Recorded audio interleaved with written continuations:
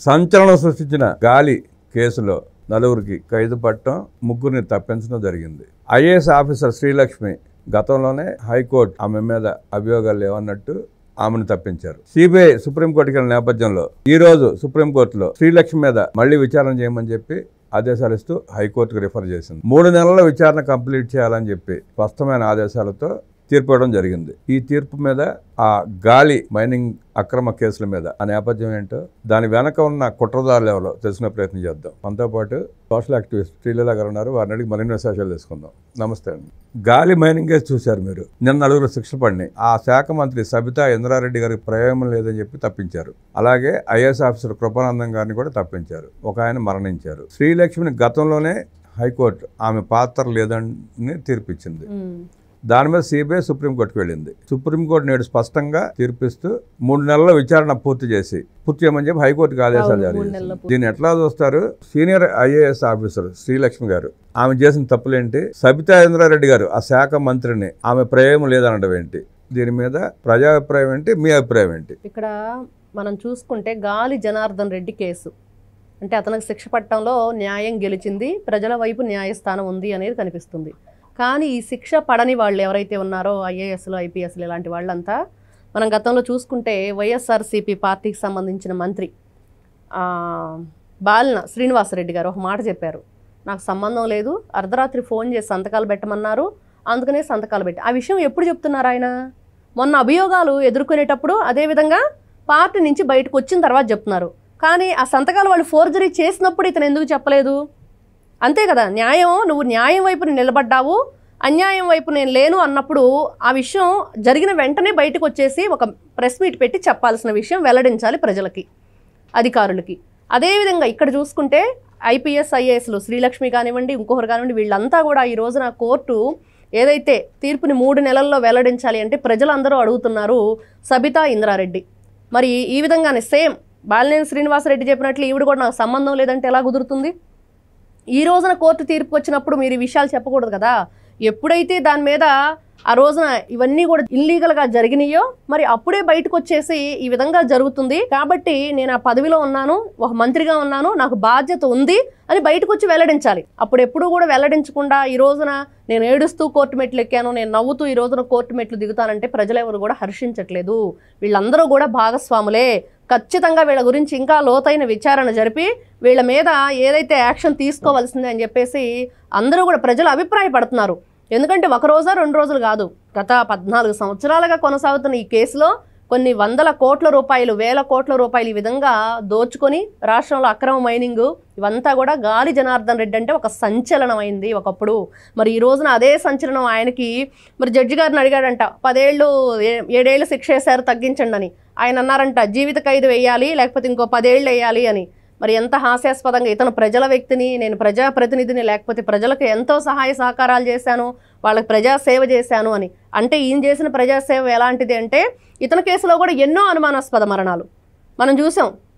మొన్న చూస్తే మనం వివేకానంద రెడ్డి కేసులు అనుకుంటున్నాం, ఆ రోజుల్లోనే వీళ్ళు అనుమానాస్పద మరణాలు, జడ్జీలను బెదిరించటం, అప్పటికే జేడీ లక్ష్మీనారాయణ గారు రంగంలో దిగటం, ఇవన్నీ కూడా బట్టబయలవటం జరిగింది. మరి ఇవన్నీ చూసుకుంటా ఉంటే నిజంగా వీళ్ళు ఇప్పుడు శిక్ష పడిన వాళ్ళతో పాటు ఎవరైతే వీళ్ళంతా ఉన్నారో అందరూ కలిసే దొంగలై చేశారు, ప్రతి ఒక్కరికి కూడా ప్రమేయం ఉంది అనేది ప్రజల అభిప్రాయం. సబితా ఇంద్రారెడ్డి గారి పాత్ర లేదనడం, ఆమె ఆ శాఖ మంత్రిగా పనిచేశారు. అవును, ఒక శాఖ మంత్రిగా పనిచేసినప్పుడు ఆమెకు తెలియకుండా ఎన్ని జరిగి ఉంటాయంటారా? అదే ఇప్పుడు మనం చెప్పుకున్న విషయం ఏంటంటే, ఇప్పుడు మొన్న బాలినేని శ్రీనివాసరెడ్డి గారు చెప్తున్నట్లుగానే అర్ధరాత్రి ఫోన్ చేసి సంతకాలు పెట్టమన్నారని, మరి ఆ విషయం ఆవిడేమీ చెప్పట్లేదు ఎక్కడా కూడా. ఇక్కడ ఐఏఎస్ ఎవరైతే శ్రీలక్ష్మి మీద అక్కడ ఉన్న మైనింగ్ గురించి తప్పు రాశారు, దాని మీద సంతకాలు చేయించేసుకుని వాళ్ళు అక్రమంగా తవ్వేసుకున్నారు అనేదే వస్తుంది. కానీ ఈవిడ పాత్ర ఏంటి, ఈవిడ ఏ విధంగా అక్కడ ఇన్వాల్వ్ అయ్యింది, మరి అక్కడ ఉన్నవన్నీ కూడా ఆ రోజున ఎందుకు బయటికి చెప్పలేదు? నీ పాత్ర లేనప్పుడు అక్కడ వెంటనే బయటకు వచ్చేసి మరి ఇవన్నీ కూడా నా సంతకాలు కాదను, నేను ఇక్కడ ఎక్కడా కూడా వాళ్ళని తవ్వుకోమని నేను ఎక్కడ ఆదేశాలు ఇవ్వలేదను ఈవిడ చెప్పాలి. ఒక ఉన్నత స్థాయి మనం చూసాం. ఆవిడ ఎవరైతే ప్రభావతి డాక్టర్ అంటుంది, ఎవరో రకరకాల ఫైల్స్ తీసుకొని వస్తారు, నేను సంతకాలు పెట్టేసాను, దాంట్లో ఏముందని.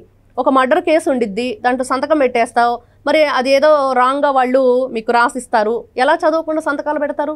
మీ సంతకానికి ఒక విలువ ఉన్నప్పుడు, మీరు ఉన్నతమైన స్థాయిలో ఉన్నప్పుడు, ఒక పదవిలో ఉన్నప్పుడు అవన్నీ కూడా చదువుకొని దాంట్లో ఏముందనేది ఆ వివరణ చూసుకొని అప్పుడు మీరు సంతకం చేయాలి.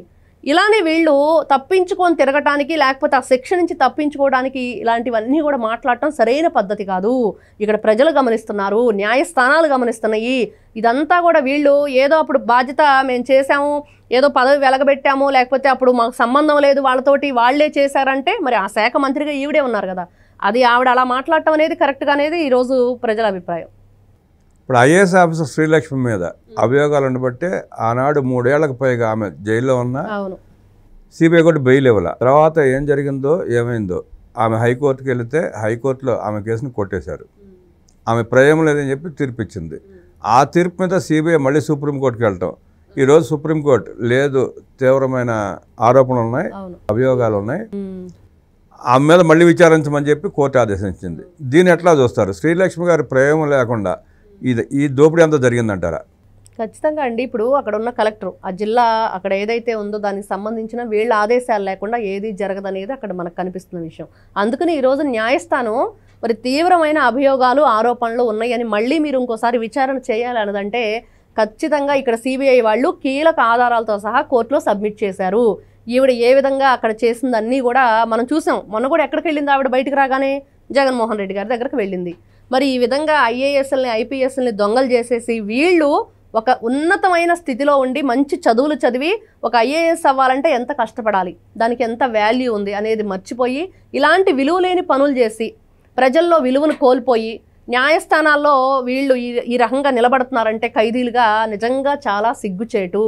నిజంగా ఈవిడ ఖచ్చితంగా ఉంది కాబట్టి ఈ రోజున కోర్టు మళ్ళీ ఇంకోసారి విచారించండి అని చెప్పింది కాబట్టి ప్రజలందరూ కూడా దీన్ని ఏకీభవిస్తున్నారు. ఎక్కడా కూడా దీన్ని ఎవరు ఖండించట్లేదు. ఎందుకంటే ఆవిడ అన్ని సంవత్సరాలు అనుభవించిన తర్వాత బయటికి ఎట్లా వచ్చింది? ఇప్పుడు వచ్చిన తర్వాత ఆ కేసుని ఎట్లా కొట్టేస్తారు?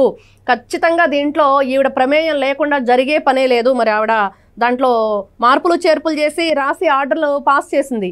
మరి ఆ ఆర్డర్ పాస్ చేసిందనే ఆయన అడ్డగోలుగా దోచుకున్నాడు. ఇవన్నీ జరిగినప్పుడు నాకు సంబంధం లేదంటే కుదిరేది కాదు. ఈ విధంగా కోర్టు ఏదైతే నిర్ణయం తీసుకుందో నిజంగా ఇది ఖచ్చితమైన మంచి నిర్ణయం అని అయితే ప్రజలందరూ కూడా అభిప్రాయపడుతున్నారు.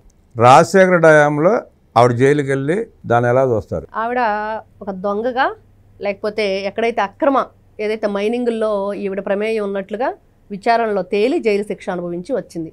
వచ్చిన తర్వాత అలాంటి వ్యక్తుల్ని ఎవరు ఆదరిస్తారు, ఎవరు చేరదీస్తారు, ఎవరి పంచన చేరాలన్నా కూడా ఒక ఏదైతే ఒక మచ్చ అయితే ఏర్పడింది. ఆ మచ్చ చెరిపేస్తే చెరిపోయేది కాదు. ప్రజల్లో కూడా ఒక అభిప్రాయం ఏర్పడింది. అంటే ఒక ఉన్నత స్థాయిలో ఉండి వివేకవంతంగా ఉండి అన్నీ కూడా తెలిసి చట్టాలు న్యాయాలు వాటిలో ఉన్న ఆ లీగల్ ఇవన్నీ కూడా తెలుసు.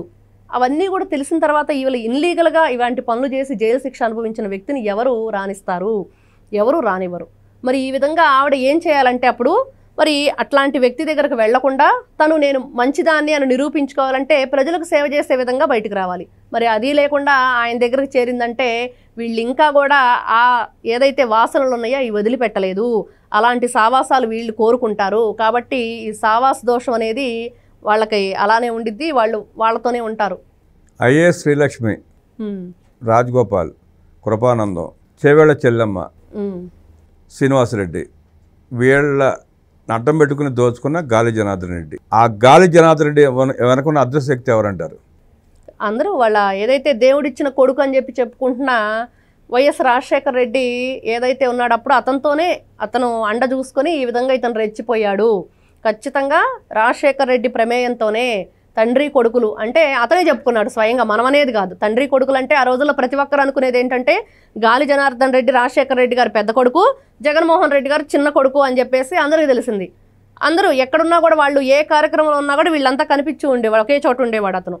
మరి ఈ విధంగా చూసుకుంటే ఖచ్చితంగా గాలి జనార్దన్ రెడ్డి అనే వ్యక్తి ఏదైతే ఈ అక్రమ మైనింగ్ అడ్డగోలుగా దోచుకొని బంగారు పళ్ళాల్లో తింటాం, బంగారు మంచం మీద పడుకోవటం, బంగారు కుర్చీలో కూర్చోవటం, బంగారు కిరీటం పెట్టుకోవటం, ఇవన్నీ చూస్తూ ఉంటే ఖచ్చితంగా అంటే మనం ఎంతో పవిత్రంగా లక్ష్మీ రూపంగా భావించే బంగారాన్ని ధరిస్తాం. మరి ఆ లక్ష్మీ రూపంగా ధరించే బంగారాన్ని అతను టాయిలెట్లో కూడా యూజ్ చేశాడంటే ఎంత భయంకరమైన దుర్మార్గమైన చర్యకు పాల్పడ్డాడు. మరి అతను ఏ విధంగా ఎవరు సహాయ సహకారాలతో అంటే ఈరోజు చూస్తున్నాం వైజాగ్ ప్యాలెస్ని మరి వాళ్ళ తమ్ముడు కట్టింది. అదంతా కూడా ఎక్కడికి పోతుంది? రాజశేఖర రెడ్డి గారి అండదండలతోనే ఆయన కనుసన్నల్లోనే ఇవన్నీ జరిగినాయి అనేది అందరికీ తెలిసిన విషయం. తాత్కాలికంగా శ్రీలక్ష్మి తప్పించుకున్న సుప్రీంకోర్టు ఆదేశాలతో మళ్ళీ పునఃవిచారణ జరిపించి ఆమెకు కూడా కఠిన శిక్ష పడుతుందంటూ విశ్లేషించిన శ్రీలీల గారికి ధన్యవాదాలు తెలియజేస్తూ నమస్కారం.